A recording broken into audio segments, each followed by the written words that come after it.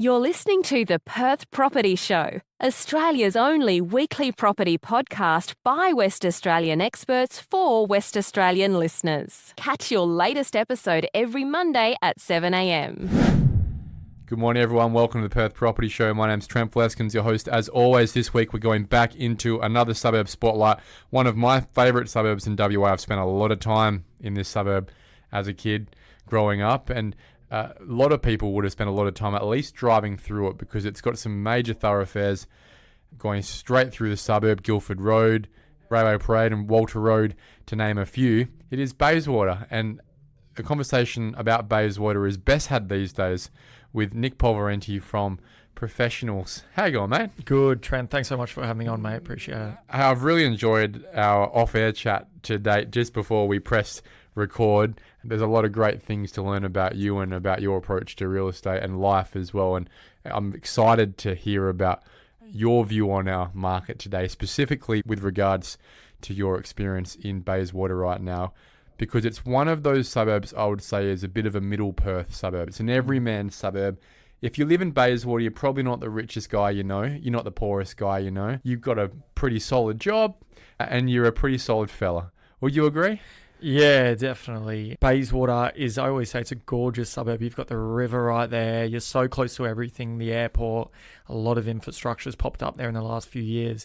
A few years ago, when I started, I think I used to look at Bayswater as a more affordable pocket, and I think it was. But now it is becoming a pricier suburb, but it is surrounded by a lot of suburbs that are a little bit more pricey than it. And I think that then feeds into the profile of buyers who we're meeting out in the field every weekend and buying and selling properties to.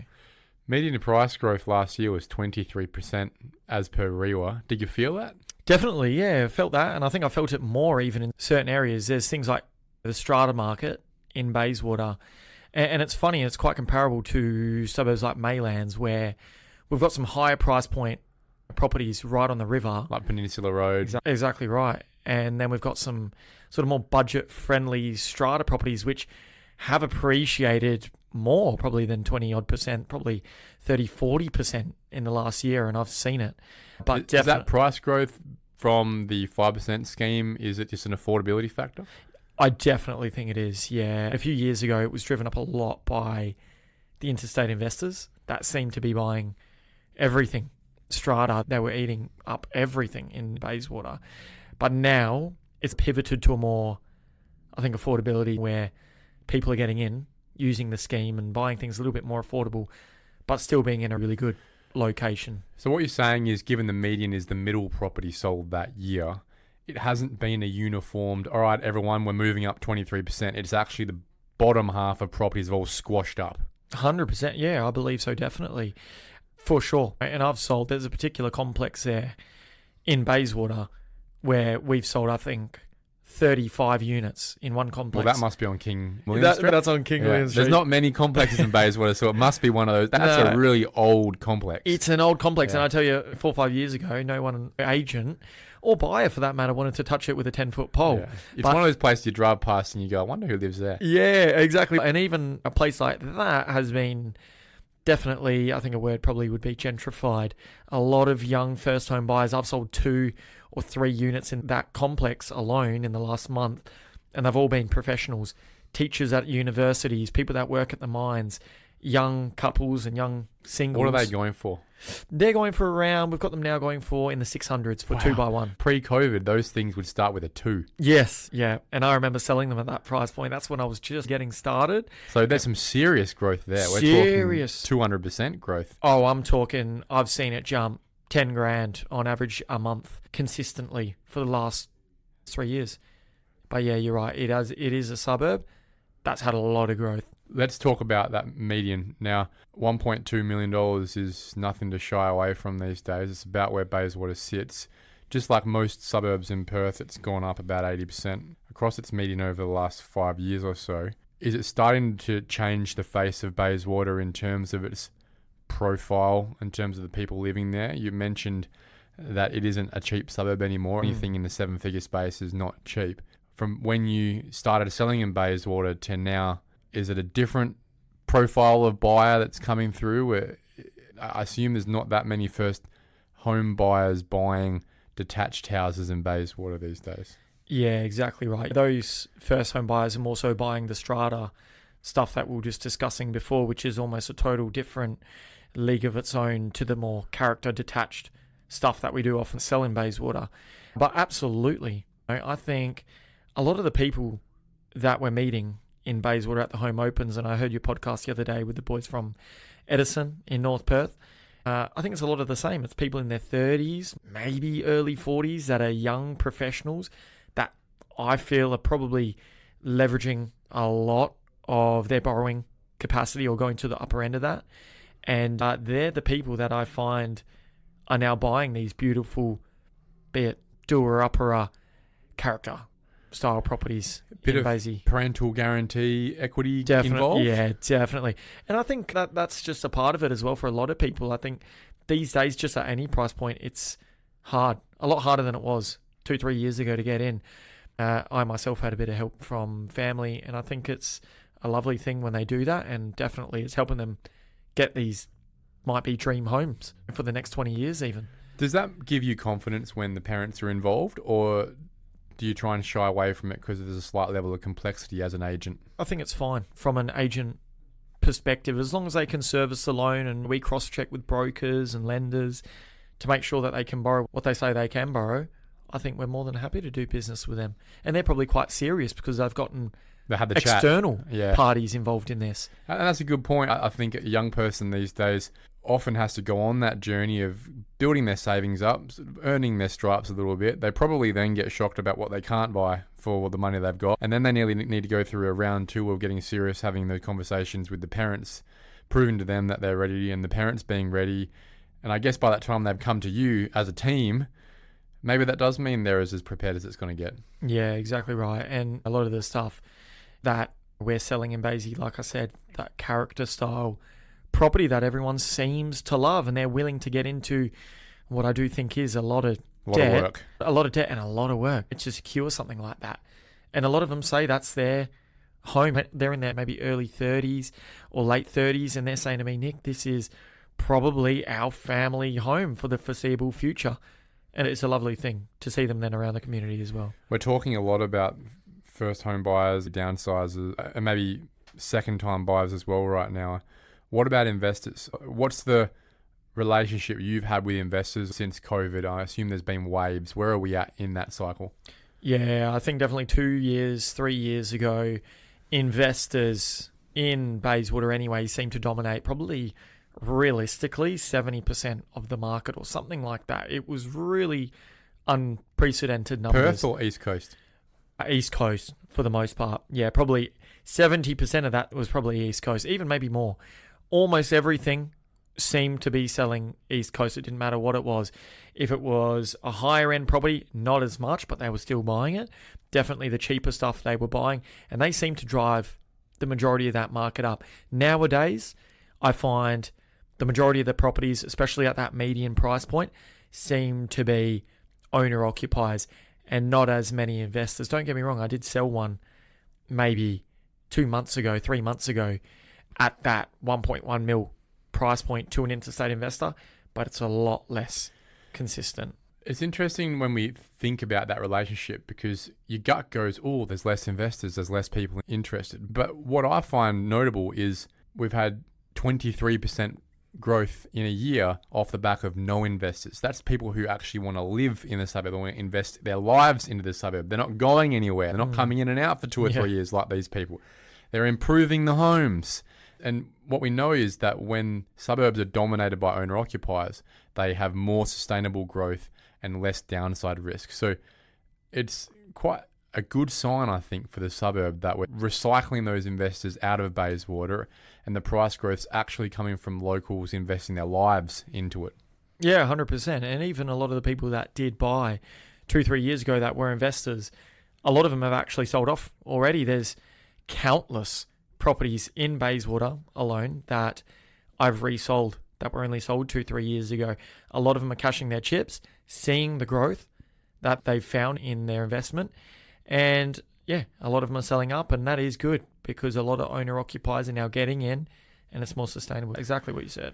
Let's do another retrospective on the dynamic at home opens. What I'm trying to do over the last couple of months, and regular listeners will note this, is I'm trying to get a bit of a survey done across Perth on the on-the-ground grassroots feel and dynamic on what's happening at home opens, what's happening at the offer stage of now versus 6 months ago versus maybe a year ago.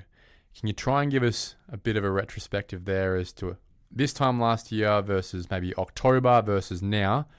How has that progressed up, down, sideways, numbers? Yeah, great question. And it is very dependent on that type of property. That's what I'm noticing. And truly, location, that is something that never seems to fail buyers. If it's a good location, I'm still getting good, strong, consistent numbers at all the opens. If it's 2 streets away, but it's on a busier road, the home open attendance drops by 60%, 70%. I'm noticing that straight away. If we look at maybe 3 months ago or 6 months ago, pre-Christmas, I do feel the market was busier, personally.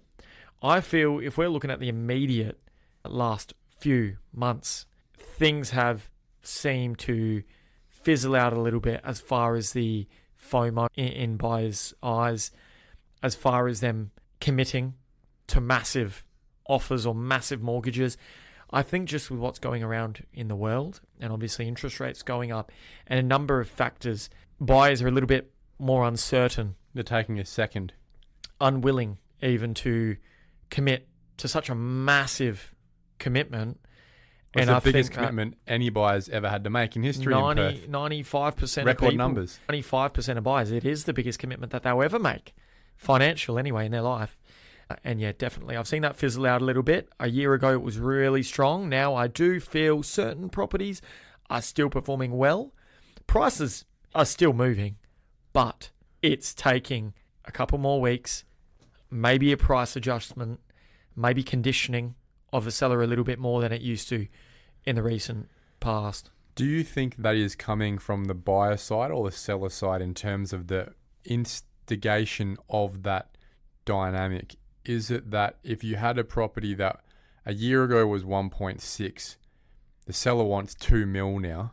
If you just listed it for 1.9, you would have had 10 more people and 4 more offers. Is it seller expectations that's creating the friction, or is it external factors on the buyer side? Yeah, I think definitely a bit of both. So with the sellers, what I'm finding is a lot of them will jump on REA. They've got all the same tools that we've got to be able to look at the recent sales and the recent analytics.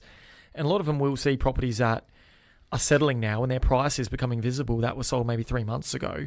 And they're saying that one's sold for 1.5. I want 1.55, or everyone's wanting the next record. Everyone wants it. And it's tricky when we go through a little dip, which I feel probably we're in a little bit right now.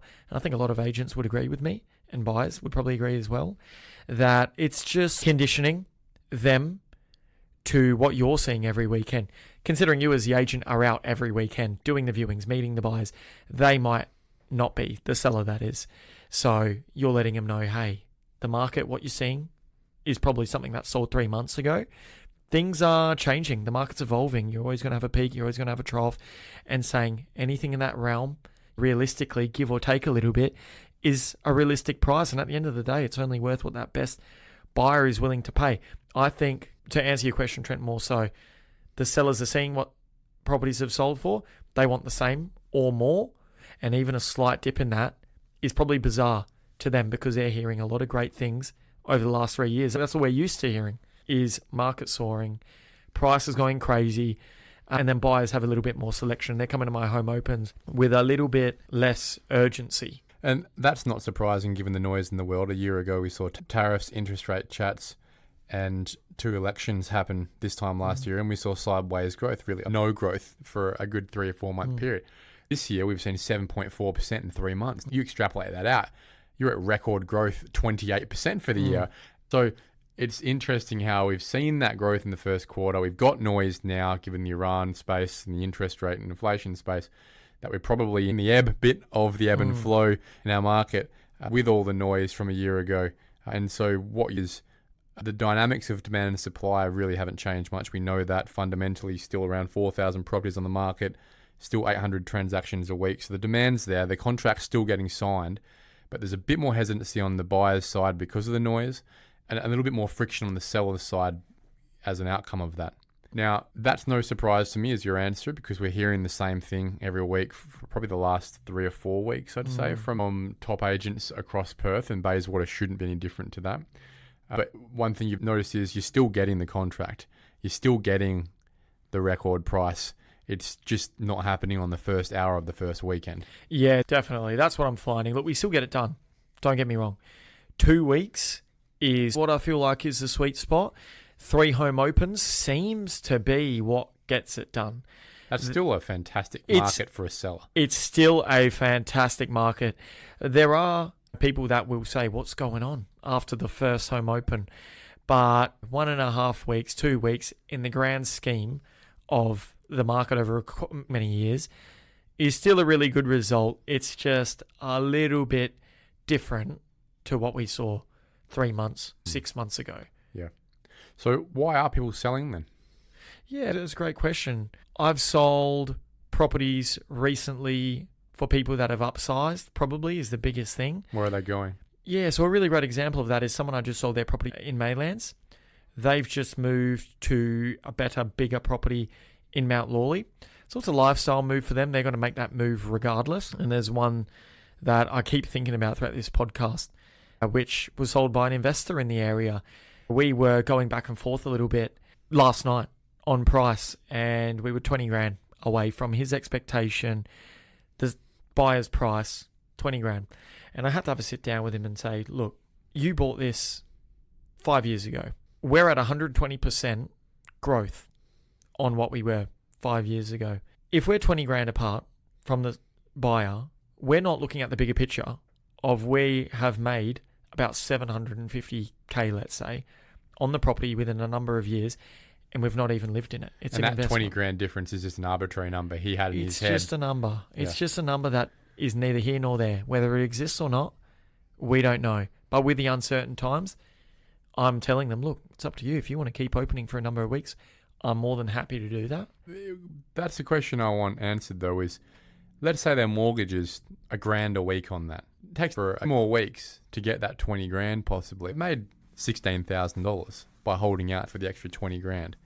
That might piss a sales agent off because they don't get their job done in that 4 weeks earlier.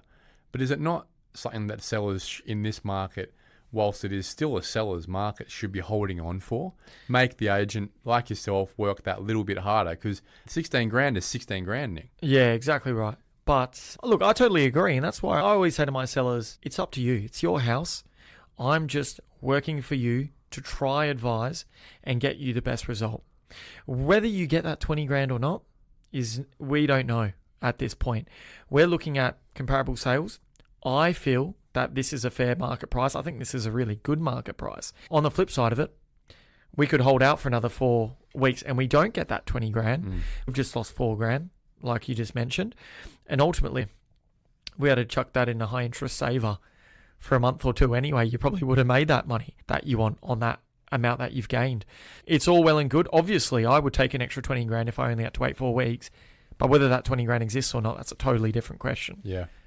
That is the question about market direction in general. Is there an extra 0.5% or 1% in a market going forward in Perth's market? And I guess that's a question sellers always have to ask themselves when they're trying to sell out at an optimal time. You generally want to sell when you believe it's the best time to sell.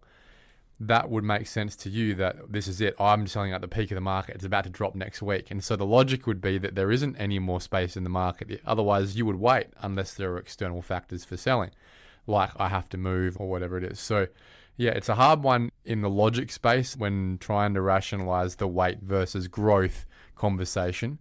And the agent, obviously, for the most part, is incentivized to get the deal done once you've met some level of expectation as well.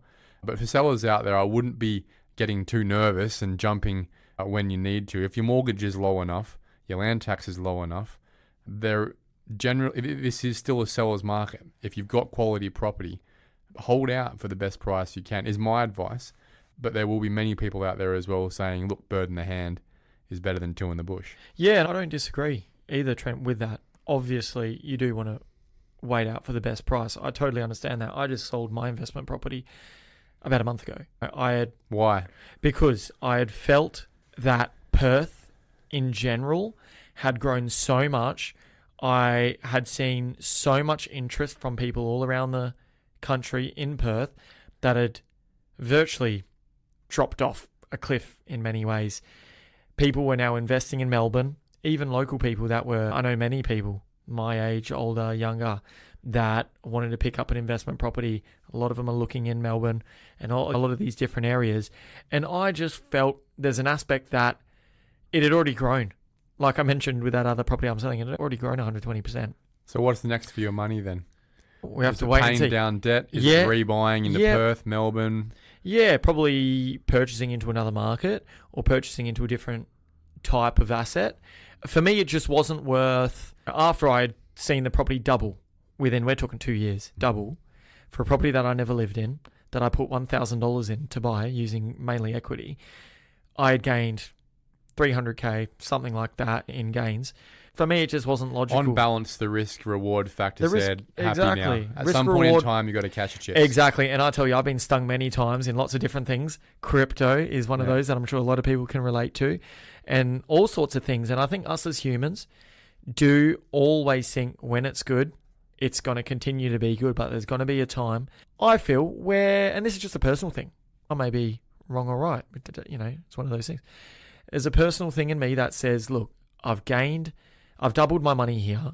Let's have a look at shifting into something else. And whether I could have made an extra 10, 20 grand, hey, it's better than losing a 50 grand or whatever that could have been. For me personally. No, I think you're not the only person, though, who's listening to this podcast wondering the same thing, going, there probably is still a bit in there, but for the risk, I'm happy to leave that on the table because I'm concerned that maybe at some point in time, if I don't cash a chips in at some point, it might not be now, it might not be in 3 months, but at some point in time, I feel like there's more risk that it could be 50 down rather than 10 up, right? And that's a decision that everyone has to make based on their own access to data, their own risk profile. What do you need the money for? What are you going to use the money with? And that's an important factor that people need to recognize, is that whilst my view of the data is that we're still chronically undersupplied, like essentially never before other than the last 9 months, there are going to be market expectation, consumer confidence factors, cost of living factors that will have dampening effects on the growth ability of markets. Now, Perth is still in a growth market because it is undersupplied, but these factors like inflation, interest rates, war, do dampen the upside advantage of what happens when you're undersupplied. And you might go, look, if that's the case, if it's not going to be another 20% this year and it might only be 5%, and I've got a crappier property that might underperform that 5%, I'm just going to sell, shift it out and move somewhere else, or even just have it in the bank. That might be your risk profile. Yeah, exactly right. And that property that I did sell was a lower end property that I knew wasn't going to be a long-term hold for me anyway. I thought I would hold it for longer than I did, which was only 2 or 3 years. But it was a lower end property. It was a little unit in Maddington, not super close to the city or anything like that. And I thought it was just better I shift my money to something a little bit more blue chip maybe. Whether that's here, whether that's not sure yet. But for me, it was just not a property I wanted to hold long term anyway. So why not take that gain, which would then work as a really great deposit on something maybe in a bit more of a blue chip sort of area. Good point. Why else are people selling? Generally, if they're not investors cashing out, if they're not upsizers moving up the train line, are there any other reasons right now why people would be selling? Yeah, I'm just trying to run through the 10 most recent transactions of mine. One of them was a young lady. She had 2 properties in one complex. She sold one, I think, because of the gain, and she just moving into the other one. Yeah, consolidated. Yep. Exactly right. Another one was a young couple, sold in Bayswater to move into a further away suburb, Caversham, where they could get a little bit more land. So that was them. Next one was a couple selling, moving into Mount Lawley, higher, and a beautiful property with a pool. That's the forever home. Yeah. And another guy, great seller of mine, he sold and downsized. It was too big for him. What he could get for his character property in Bayswater, which, mind you, he bought 30 years ago for a packet of smokes and a can of Coke, so to speak.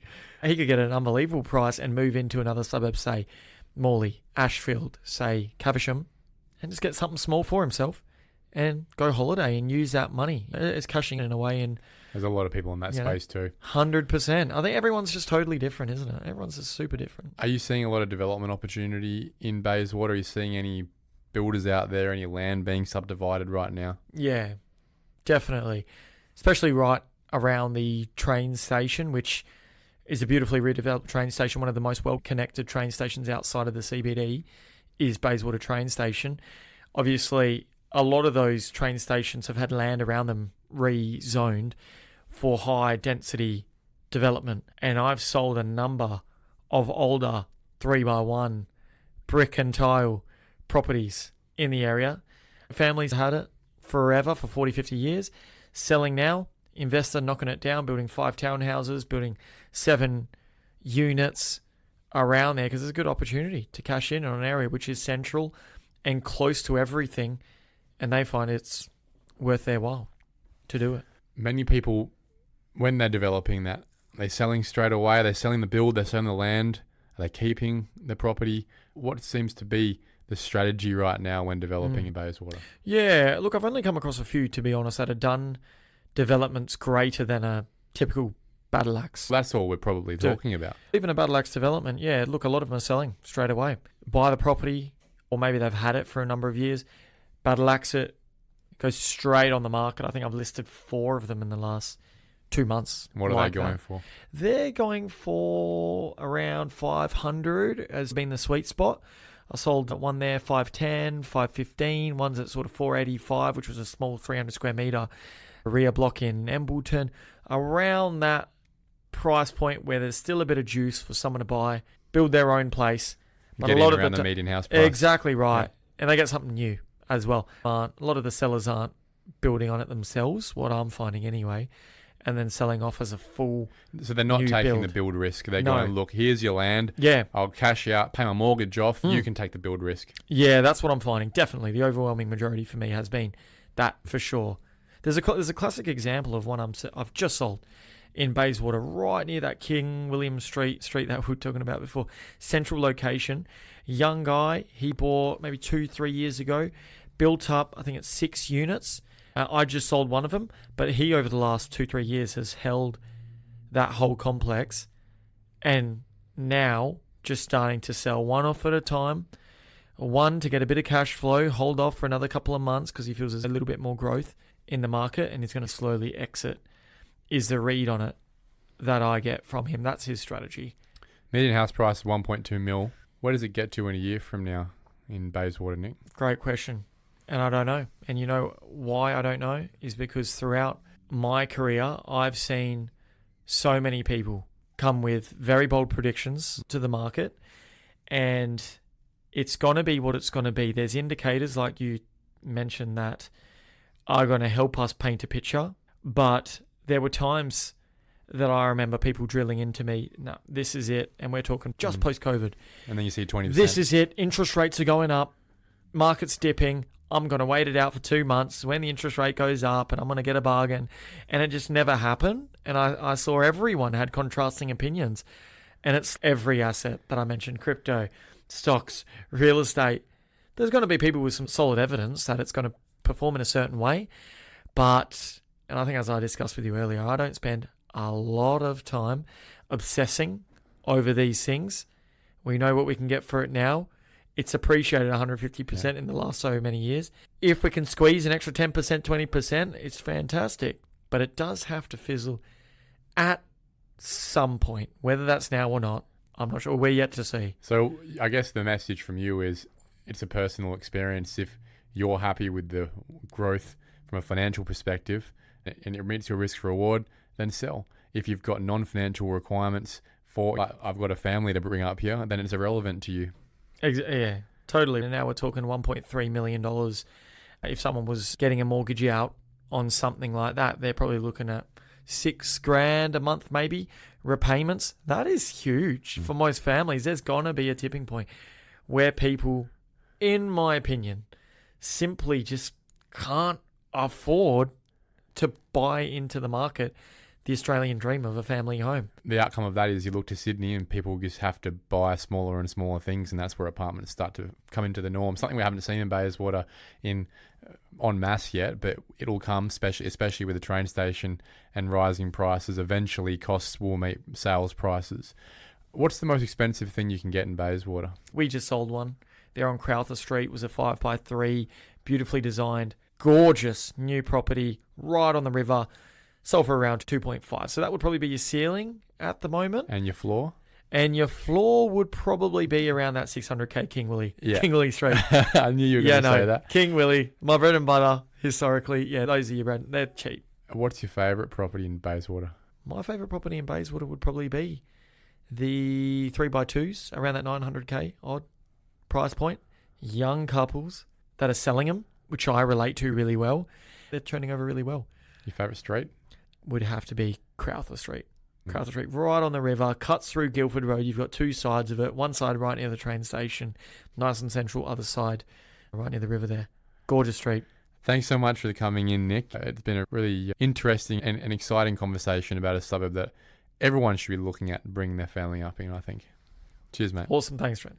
Thank you for listening to another episode of the Perth Property Show. If you've only just joined the conversation, you can catch up by heading over to our website, perthpropertyshow.com.au, subscribing to the podcast, or joining our Facebook page. Don't forget to tune in next Monday at 7 a.m. for more expert insights, local analysis, and suburb spotlights. Happy hunting!